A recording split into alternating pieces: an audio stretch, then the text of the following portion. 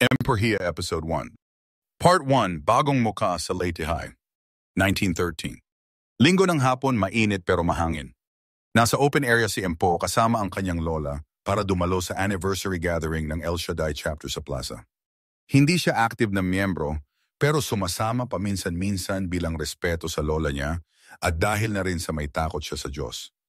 Tahimik lang siya habang pinapakinggan ang mga awitin at patotoo ng iba. Sa isip niya, sana Lord, maging maayos lang ang school year na ito. Di na sana ako mapaginitan. Kinabukasan Lunes, maaga siyang pumasok sa Leyte National High School. Iba ang atmosphere, may bagong mukha sa classroom. Class, we have a new student. Galing siya ng Laguna. Please welcome Prince, Ani Ma'am Rivera. Prince was quiet, chinito, may maputing balat at parang laging seryoso. Gwapo sa paningin ng karamihan, pero may misteryosong dating. Hindi lahat masaya sa bagong dating. May bulungan agad. Yan yung sinasabi ni ma'am sa faculty room, black sheep daw yan sa kanila. Oh no, pasaway daw sa Laguna, puro barkada at bisyo. Kaya pinadala rito ng mga magulang niya para matino. Pinatira si Prince sa tita niya, kapatid ng nanay niya, na isang public school teacher sa Tacloban. Layunin ng pamilya niya, itama ang landas niya bago pa tuluyang mapariwara. Lunch break. Si Empo, habang kumakain ng kwek-kwek sa labas ng school gate, kasama ang tropa niyang sina Junel at Jonas, napansin si Prince, nakaupo mag-isa sa lilim ng punong mangga. Hindi ka pa rin lumalapit doon, pre? Tanong ni Junel kay Empo. Di ko pa feel. Mukhang suplado eh. Baka ayaw makipag-usap, sagot ni Empo. Pero di niya maiwasang mag-curious. Bakit nga ba siya dinala rito? Ano bang pinaggagawa niya sa Laguna? Kinagabihan, habang nanonood ng TV sa bahay nila, napaisip si Empo. Hindi niya alam pero may parte sa kanya na parang gustong malaman kung anong kwento sa likod ng tahimik at seryosong si Prince. At iyon ang simula ng isang pagkakaibigang babago sa buhay nilang pareho.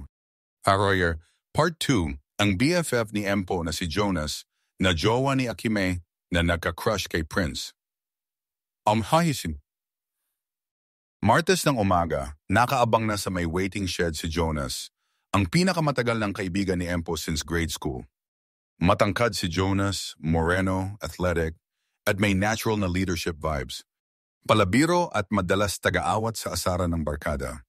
Uy Empo, late ka na naman. Nalibang ka na naman sa Mobile Legends, no? Grabe ka, hindi lahat ng hindi naliligo ML agad ah.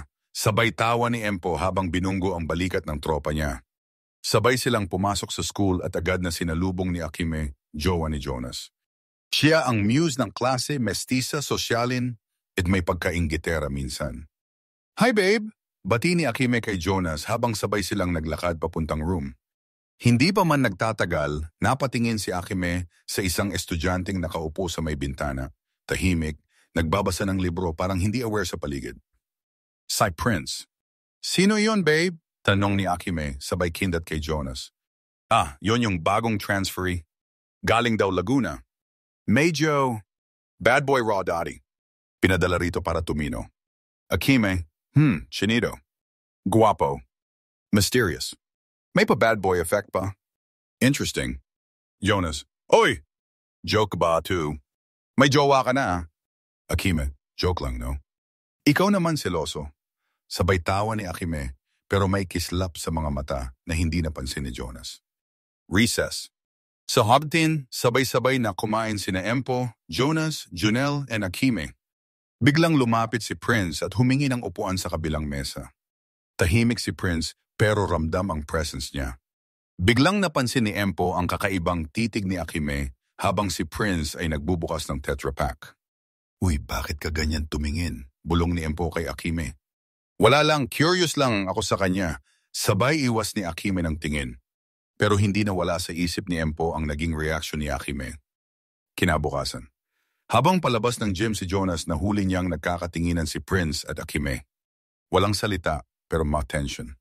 Napakunot noo si Jonas. Empo nasaksi rin sa eksenang yon na panganga at bulong sa sarili. Ay, hindi to maganda. Sa mga susunod na araw, mas lalong mapapalapit ang tingin ni Akime kay Prince at doon magsisimula ang isang mini-skandalang hindi nila inaasahan. Ito Part 3, Ang chinitong heartthrob na si Prince, revised with barkada plus playboy traits. Wednesday, 7 to 12 in the morning. Bago pa mag-ring ang bell, may bagong usap-usapan sa hallway ng grade 11, Rizal. Sabi ng tropa sa kabilang section, si Prince daw may ex sa Laguna na 3 sabay. Hala, grabe. Pero ang gwapo kahit playboy papatulang ko. Di ba kahapon may nakita ka raw na girl from ibang school na dumalaw para lang makita siya? Si Prince, tahimik pa rin sa klase, pero outside the room, ibang usapan. Sa likod ng covered court, palagi siyang may bagong barkadang lalaki, mga juniors at seniors na medyo kilala sa pagiging pasaway. Laging may bit-bit na energy drink, laging may jokes, at minsan may naririnig si Empo na konting green sa mga biruan nila. Bro, may nag-chat sa akin kagabi, taga San Jose. Sabi gusto raw akong makita after class. Solid ka talaga, Prince. Parang collector. Empo, natahimik lang habang naglalakad sa gilid ng court, nakarinig ng usapan mula sa barkada ni Prince. Jonas, ayan na nga ba sinasabi ko? Di ko trip yung mga lalaking ganyan. Empo, baka namang ganun lang talaga personality niya. Jonas, si Akime nga panay tanong sa akin kung may jowa na raw si Prince. What the hell? Akime, on the other hand, naging sobrang visible sa paligid ni Prince. Kapag PE, minsan sumasabay maglakad. Kapag may groupings, panay volunteer sa group kung saan nandoon si Prince. Empo sa isip. Bakit parang sa lahat ng lalaki sa school sa Playboy pa siya nabighani? Recess. Nag-viral sa group chat ng batch nila ang selfie ni Prince, kasama ang 2 babaeng estudyante mula sa ibang section, may kasamang caption na, "Just chillin' with us girls, #late-high-vibes, #walang label pero may lambing." Sabay message ni Jonas kay Empo. Jonas, bro, alam kong hindi ako perfect, pero kung si Aki may mahulog sa lalaking gaya niyan, hindi ko alam kung anong gagawin ko. Hindi alam ni Jonas, hindi lang siya ang nakakaramdam ng gulo. Si Empo, na dating tahimik lang, ay unti-unti na ring nasasangkot sa isang drama na hindi niya pinangarap. Isang kwento ng tukso, barkada, at isang campus heartthrob na sa kabila ng gwapo at charm, may ugaling kayang sumira ng relasyon. Part 4, ang skandalo ni Prince, unti-unting pagbitak ng tiwala. Final version. Biyernes, hapon. Tahimik lang si Empo sa ilalim ng puno malapit sa covered court. Kasama niya sina Jonas at Junel, pero ramdam niya ang tensyon sa paligid. Si Prince, na bagong salta pa lang, ay parang matagal ng tropa ng lahat, maliban kay Jonas. Hindi ko talaga feel yung lalaking yon, bulong ni Jonas kay Empo. Tropang barkada agad. Tapos panay babae kausap. Hindi ako komportable. Sa di kalayuan, si Prince ay palihim na nagsindi ng sigarilyo, nakatago sa may dulo ng campus wall. Pinanood ito ni Empo mula sa gilid, hindi na nagulat. Pero iba ang dating nito sa kanya. Ito na naman, yung bisyo niya sa Laguna, dala pa rin niya rito. Sabado. Nagpunta ang buong tropa sa palengke para bumili ng props sa group project. Pero may nagbago. Si Prince at Akime biglang nagpaalam na may bibilhin lang sa tapat. Tumagal ang dalawa. Nagtataka na sina Empo at Jonas. Kinabukasan. Linggo. Habang naglilinis si Jonas ng bag niya, may nahulog na maliit na papel mula sa notebook ni Akime. See you sa likod ng gym. 4:30. Lunes, the 4th of 15 p.m. Di na nakatiis si Jonas. Pumunta siya to sa likod ng gym, dala ang tahimik na kaba sa dibdib. At doon niya nakita ang hindi niya inaasahan. Si Prince at si Akime naghahalikan. Hindi pa siya agad kumilos. Para siyang natulala. Para siyang binuhusan ng malamig na tubig. Nang makabawi sa ulirat, bigla siyang sumigaw. Taginanyo! Nagulat sina Prince at Akime. Agad silang naghiwalay. Lumapit si Jonas galit na galit. Tinulak si Prince. Akala ko tropa kita. Jonas, sorry. Sorry? Ba't na sorry mo? Hindi ko kailangan yan. Itinapon ni Jonas ang dala niyang notebook sa sahig at mabilis na umalis. Walang salita si Empo nang balita ang nakita ni Jonas ang lahat. Martes, Miyerkules, Huwebes, walang Jonas sa klase. Hindi siya online. Hindi siya sumasagot. Walang nakakaalam kung pumasok ba siya sa bahay nila o lumayas. Si Empo, kahit gustong kampihan si Jonas, ramdam din niya ang bigat ni Prince. Nakita niya sa mukha nito ang lungkot, pero hindi sapat iyon para burahin ang ginawa niyang mali. Empo sa isip, Lord, ayoko ng ganitong eksena. Pero kung mission ko talagang tulungan si Prince, baka ito na yon. Ang barkada ay unti-unting nabasag. At ang paghingi ng tawad ay hindi na mabubuo sa isang sorry lang.